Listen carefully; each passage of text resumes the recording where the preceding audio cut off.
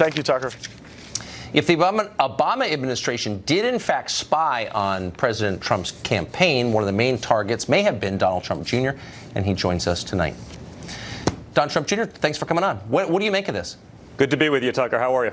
I'm great, but confused. So you have members of Congress saying that this document, which I have not seen, I don't think you have either, changes the conversation completely, but they can't tell us what's in it. To the extent you have heard what's in it, what do you make of it?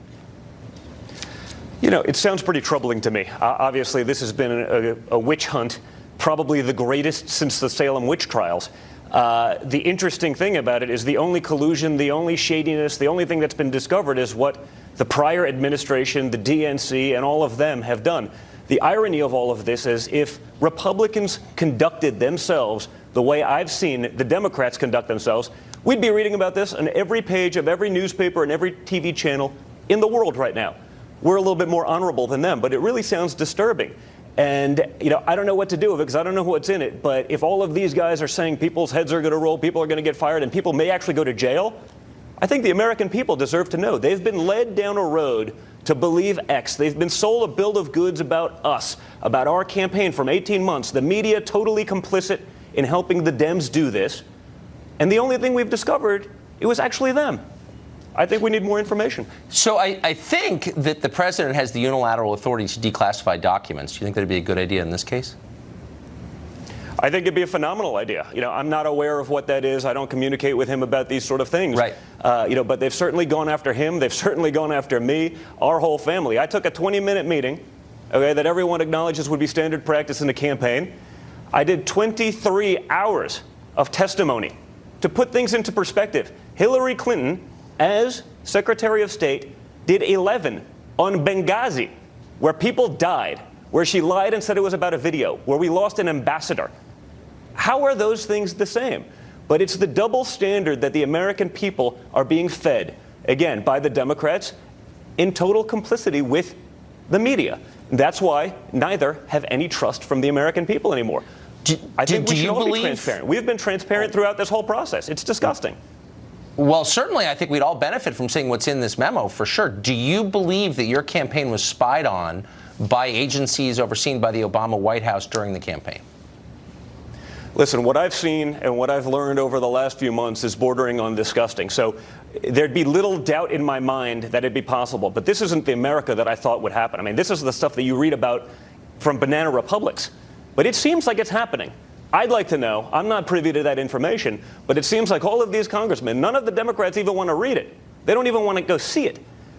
You know, if it was the other way around, wouldn't there be a lot more outrage from the media? Wouldn't I read about it maybe once on CNN? I think I would.